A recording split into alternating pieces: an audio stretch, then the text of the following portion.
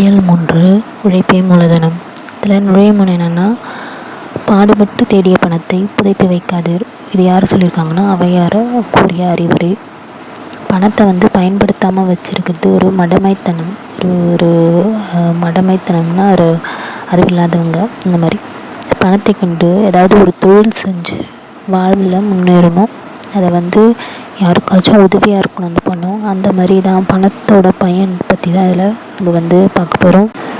இதில் பூங்குளம் அப்படின்ற ஊரில் அருளப்பர் அப்படின்றவர் இருந்துகிட்ருக்காரு. அவருக்கு 3 பசங்க, வளவன், அமுதா, எழிலன். வளவன் முத்தவன், அமுதா இளையவள் 2வது, எழில் ரொம்ப கடைக்குட்டி 3வது பையன். ஸோ இவர் அருளப்பர் வெளியூர் வேலைக்காக வெளியூருக்காக வெளிநாட்டுக்கு போகிறாரு. ஸோ 3 பேரையும் கூப்பிட்டு ஒரு 50,000 தனித்தனியாக கொடுக்குறாரு. இண்டிவிஜுவலாக வளவனுக்கு 50,000, அமுதாக்கு 50,000, ஏழனுக்கு 50,000 கொடுக்குறாங்க. ஸோ அதை கொடுத்துட்டு, ஸோ இதை நீங்கள் என்ன பண்ணுறீங்கன்னு நான் பார்க்குறேன் அப்படின்னு சொல்லிட்டு அவர் கிளம்புறாரு. வெளிநாட்டுக்கு கிளம்பிட்டார். ஸோ வளவன் என்ன பண்ணுறான்னா, அப்பா நம்மளை செக் பண்ணுறதுக்காக தான் என்ன பண்ணுறாங்க இவங்க, நம்ம திறமையை எடை போடவே தான் தந்தை இந்த பணத்தை நம்மக்கிட்ட கொடுத்துருக்காங்க அப்படின்னு சொல்லி வளவன் சொல்கிறான். அதுக்கப்புறம் அமுதாவும் அதே தான் சொல்கிறேன், நானும் அப்படி தான் நினைக்கிறேன். ஆனால் இந்த ஏழில் மட்டும் நான் அப்படி நினைக்கல, பணத்தை பாதுகாக்க தான் அவர் கொடுத்துருக்காரு, ஸோ நான் அதை தான் பண்ண போகிறேன் அப்படின்ற மாதிரி ஏழில் சொல்கிறான். அதுக்கப்புறம் வளவன் உழவு தொழில் அவனுக்கு தெரியுன்றதுனால அவனுக்கு ஆர்வம் அதிகம் அதில். ஸோ அவன் என்ன பண்ணுறான்னா, உழவு தொழில் எடுக்கிறான். உழவு தொழிலில் பணத்தை என்ன பண்ணுறான்னா, நிலத்தை குத்தகைக்கு பிடிக்கிறான். அதில் உழுது பண்படுத்தி வேலி போடுறான். அதுக்கப்புறம் வேலி போட்டதுக்கப்புறம் அதில் காய்கறி தோட்டம் அதெல்லாம் வைக்கிறான். காய்கறி தோட்டத்தில் என்னென்ன வரும், நிறைய விதமான காய்கறி தோட்டம், அவரை, பாகல், வெண்டை, கத்திரி, இந்த மாதிரி காய்கள்லாம் அதில் அதான் அவன் அந்த நிலத்தில் விதைக்க அந்த காய்கறி தோட்டத்தை தான் அது உருவாக்குறான். அதுக்காக தான் அந்த நிலத்தை அவன் குத்தகைக்கு வாங்கினான். ஸோ அதுக்கப்புறம் அவரை, பாகல், வெண்டை, கத்திரியெல்லாம் நிறைய பூத்து குலுங்குச்சு, காய்த்து குலுங்குச்சு, நல்லா விளைச்சல் வந்தது அவனுக்கு. அதுக்கப்புறம் அதை என்ன பண்ணான்னா, அதை விற்பனை பண்ணான் எடுத்துகிட்டு போய் நகரத்துக்கு. இது ஃபஸ்ட்டு பையன் வளவன் பண்ணுறது. 2வது அமுதா என்ன பண்ணுறான்னா, ஆடு மாடுகள்லாம் வளர்ப்பதில் அவளுக்கு விருப்பம் அதிகமாக இருக்கும், ஆர்வம் அதிகம். ஸோ அவன் என்ன பண்ணுறான்னா, ஆடு மாடுகள்லாம் வாங்கி, அதை நாட்டு மாடுகள் சிலவற்றை வாங்கினாள். நாட்டு மாடுகள் தானே நல்லாயிருக்கும், ஸோ நாட்டு மாடுகள் வாங்குறா. அதுக்கப்புறம் அக்கறையோடு அதை வளர்த்து அதில் வர பாலை வீடு வீடாக எடுத்துகிட்டு போய் விற்கிறா. அதுக்கப்புறம் தயிர், வெண்ணெய், நெய் இதெல்லாம் மகளிர் சுய உதவி குழு மூலமாக விற்று அதில் பொருள் ஈட்டுறா. அதுக்கடுத்தது எழில் என்ன பண்ணுறான்னா, எழில் தந்தை கொடுத்த பணத்தை நம்ம பத்திரமா நம்ம எங்கன்னா சேஃபாக வைக்கணும் அப்படின்னு சொல்லிட்டு ஒரு பேங்க்கில் வைக்கிறான். அவன் பூட்டி வச்சிடுறான். அதுக்கப்புறம் அருளப்பர் அவரோட வேலை முடிச்சுட்டு வீட்டுக்கு வராரு. அப்போ வளவன் கூப்பிட்டு அழைக்கிறாரு, அவனை கூப்பிட்றாரு. நான் கொடுத்த பணம் எங்கே எப்படி சொல்லி கேட்கும்போது வளவன் சொல்கிறான், அப்பா நீங்கள் கொடுத்த பணத்தை நான் வேலைமை செஞ்சு நான் டபுள் மடங்காக 2 மடங்காக ஆக்கியிருக்கேன் அப்படின்னு சொல்லிட்டு கொடுக்கும்போது, இந்த பணத்தை நீ சம்பாதிச்சது நீயே வச்சுக்கோ, உன்னோட தொழிலை பெருக்கு, நீயே அதை பண்ணு, வேலைமை தொடர்ந்து செஞ்சுட்டே இரு அப்படின்ற மாதிரி சொல்கிறாரு அப்பா. அருளப்பா சொல்கிறாரு. அதுக்கப்புறம் அமுதாவை கூப்பிடும்போது அமுதா அப்போனா நம்ம மாடுகளை வாங்கி பால் கறந்து விற்றேன்ப்பா, எனக்கும் இதில் 2 மடங்கு கிடச்சிச்சு அப்படின்ற மாதிரி அமுதா சொல்கிறான். இதுவும் பெற்றது, நீயே வச்சுக்கோ, இது என்னோட பரிசா அப்படின்ற மாதிரி அப்போ சொல்கிறாரு அருளப்பர். அதுக்கப்புறம் நீ பண்ணையை மேலும் விரிவாக்கு அப்படின்ற மாதிரி சொல்கிறாரு. அடுத்தது இறுதியாக ஏழில் கூப்பிட்றாரு. ஏழு என்ன பண்ணுறான், தந்தை கொடுத்த பணத்தை சேஃபாக தானே வச்சுருக்கான் பேங்க்கில். ஸோ அது எடுத்துகிட்டு கொடுக்குறான். இது பாதுகாக்க வேண்டிய பணம் கிடையாது, இது பணன்றது காப்பறையில் பூட்டிக்கு பாதுகாக்க வேண்டிய பணம், பாதுகாக்க வேண்டிய பொருள் அன்று. இது பயன்படுத்தக்கூடிய ஒரு விஷயம். பணன்றது அது தொழில் செஞ்சு முன்னேறணும், இல்லை வயதில் ஆற்றலோடு நம்ம பண்ணணும். அதை பணத்தை பயன்படுத்த இல்லைன்னா காலத்தையும் வீணாக்கி, நீ பணத்தையும் பயன்படுத்தவில்லை, காலத்தையும் வீணாக்கிட்டேன் ஸோ அப்படின்ற மாதிரி சொல்கிறாரு.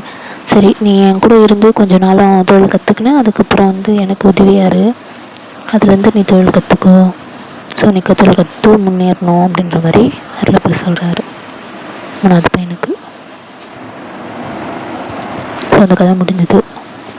சுற்றெழுத்துக்கள்னால் ஒரு விஷயத்தை சுட்டி காட்டக்கூடிய எழுத்து அப்படின்னா அவன், இவள், அங்கு, இங்கு, அந்த, இந்த, ஒருத்தரை சுட்டி காட்டுறது, ஒரு இடத்த சுட்டி காட்டுறது, இந்த மாதிரி சொல்லலாம்.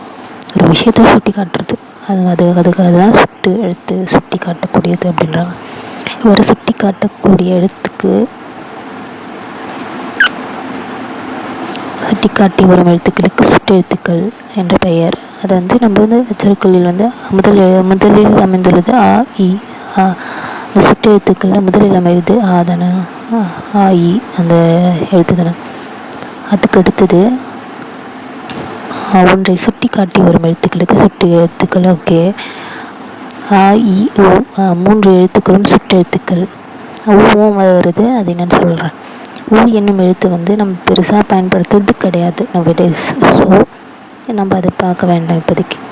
அகச்சுட்டு பார்க்கலாம். அகச்சுட்டு என்றது இவன், அவன், இது, அது இந்த மாதிரி சொல்கிறதுலாம் அகச்சுட்டுன்னு சொல்லுவாங்க. இது சுட்டெழுத்துக்கள் சொல்லின் உள்ளே இருந்தால் தான் அதோட பொருள் ஒன்று கொடுக்கும்.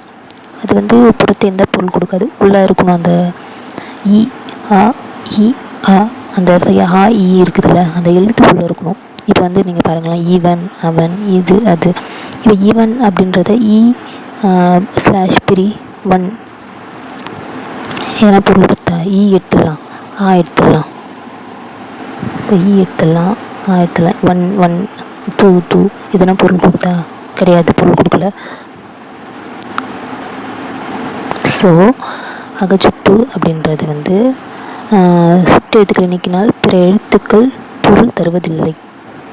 ஸோ இவ்வாறு சுட்டு எழுத்துக்கள் சொல்லின் உள்ளேயே அகத்தே இருந்து, உள்ளேனா அகத்தே, அகம் இருந்து சுட்டு பொருளை தருவது தான் அகச்சுட்டு அப்படின்றாங்க. புறச்சுட்டுன்னா அவ்வானம், இம்மலை, இந்நூல் இச்சொற்களில் உள்ள சுட்டெழுத்துக்களை நீக்கினாலும் பிற எழுத்துக்கள் பொருள் தரும். அதாவது புறச்சுட்டு, அகச்சுட்டு உள்ளே இருந்தால் தான் பொருள் தரும். புறச்சுட்டுன்னா இப்போ வெளியே புறத்தே, அதாவது இல்லைனாலும் ஆ, இன்றது இல்லைனாலும் பொருள் தரும். ஸோ இங்கே என்ன சொல்லியிருக்காங்க, புறச்சுட்டில் அவ்வானம், இம்மலை, இந்நூல் இந்த மூணு சொல்லியிருக்காங்க. இதில் நம்ம அதை எடுத்துகிறோம், இந்த சுட்டெழுத்துக்களை எடுக்க போகிறோம். இப்போது அவ்வானத்தில் இந்நூல், இம்மலை, நூல் எடுத்துனோமா, வானம், மலை, நூல் பொருள் கொடுக்குது. அந்த புறச்சுட்டில் இருக்கிற அந்த சுட்டெழுத்தை எடுத்துட்டாலும் நம்மளுக்கு பொருள் கொடுக்குது. ஸோ புறச்சுட்டுன்னா புறத்தே இருந்தாலும் பொருள் கொடுக்குது. இதுவே அகச்சுட்டுன்னா அகத்தே உள்ளே இருந்தால் தான் பொருள் கொடுக்கும். இது புறச்சுட்டுன்னா வெளியே இருந்தாலும் பொருள் கொடுக்கும். அவ்வளோதான் அண்மைச்சுட்டு.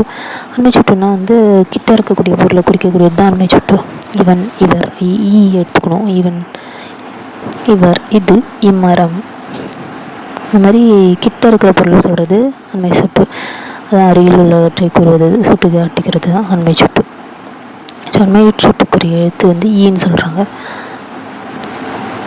சேமி சுட்டுன்னா ஆப்போசிட்டாக தொலைவில் உள்ளவற்றை, அவள், அவர், அது, அவை, வீடு, சம்மரம், இந்த மாதிரி தொலைவில் இருக்கிறத சேமை அப்படின்னு சொல்லுவோம். சேமி சுட்டு. ஸோ சேமி சுட்டுக்குரியது அதான் அவள், அது, அவை, வீடு அந்த மாதிரி சொல்கிறது.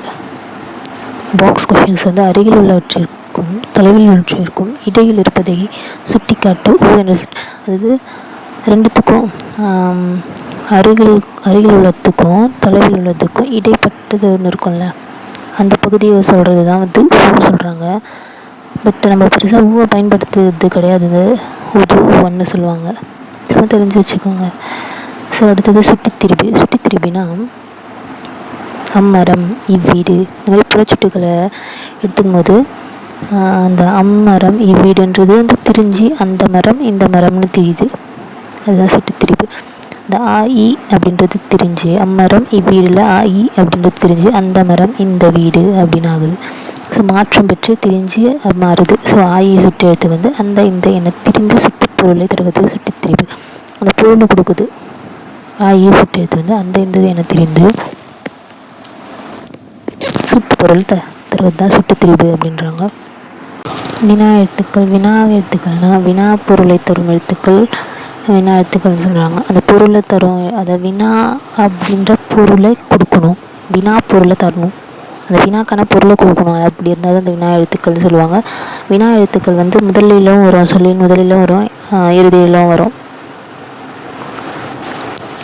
ஸோ ஏ யா ஆ ஓ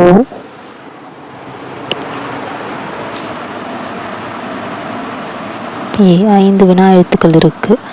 ஏ யா ஆ ஓ ஏ 5 வினா எழுத்துக்கள் கொடுத்துருக்காங்க. அந்த மொழியின் முதலில் வருபவை வந்து ஏ யா அப்படின்றது வந்து ஸ்டார்டிங் லெட்டர். ஸோ இங்கு அப்படின்ற ஸ்டார்டிங் லெட்டரில் ஏ, யாருக்குன்னு ஸ்டார்டிங் லெட்டரில் யா. ஸோ இந்த எழுத்து முதலில் வருமா, மொழியின் முதலில் வருபவைன்றாங்க. எங்கே யாருக்கு மேரேஜ், எங்கே போகணும். ஸோ அந்த மாதிரிலாம் வருது. ஸ்டார்டிங்கில் வரும், மொழியின் முதலில் வருபவை. இறுதியில் வர்றது வந்து சரி இப்போ நம்ம பேசலாமா, உனக்கு தெரியுமோ. ஸோ அந்த மாதிரி முடிகிறது. பேசலாமா மா அப்படின்னு முடிகிறது. ஆ ஆன்னு ஸோ இறுதியில் வரக்கூடிய எழுத்து தெரியுமோ. ஸோ உனக்கு தெரியுமோ அப்படின்ற மாதிரி. ஸோ மொழி முதலிலும் இறுதியிலும் வருபவை வந்து ஏன், நீ, தானே. இறுதியிலும் வரக்கூடியது வந்து ஏன், நீ, தானே.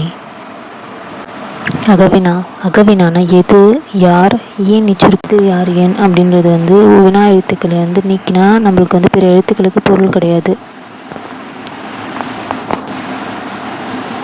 ஃபார் எக்ஸாம்பிள்,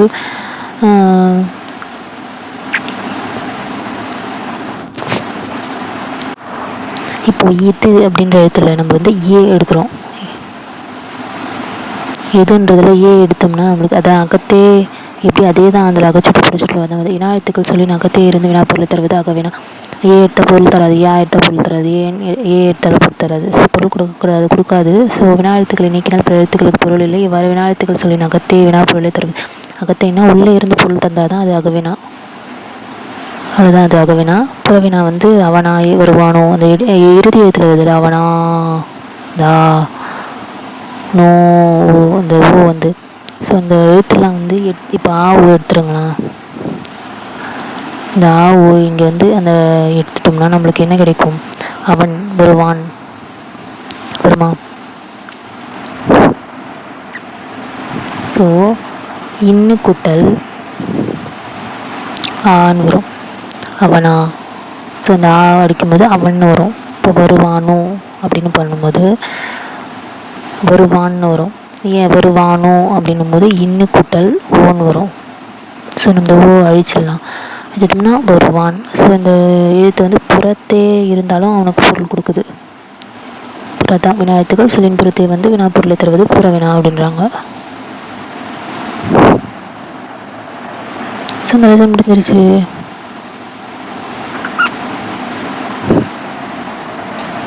சரியான விடையை பார்க்கலாம். சரியான விடை என் வீடு உள்ளது. என் வீடு எங்கே உள்ளது. தம்பி இங்கே வா. நீர் அங்கே எங்கே தேங்கி இருக்கிறது. யார், அவர் தெரியுமா. உன் வீடு எங்கே அமைந்துள்ளது.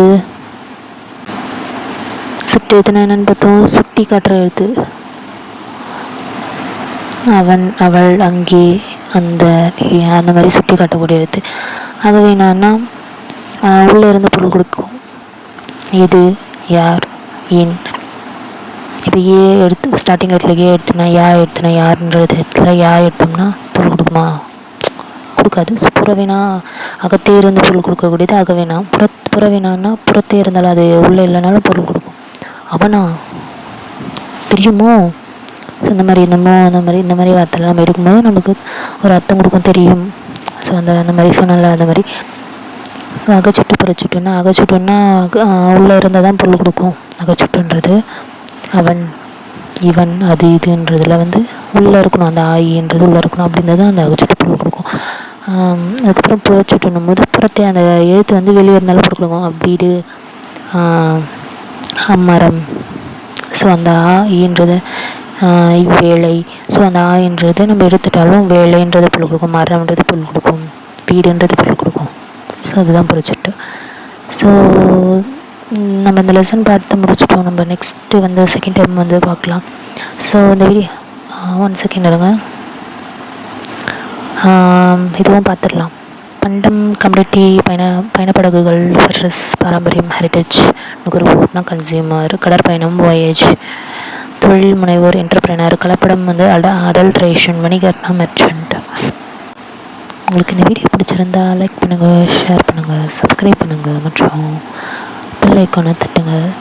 ஸோ அப்போ தான் நான் போடக்கூடிய அடுத்தடுத்த வீடியோ உங்களுக்கு வந்து ரீச் ஆகும், உங்களுக்கு வந்து சேரும் நோட்டிஃபிகேஷனாக. தேங்க்யூ ஃபார் வாட்சிங்.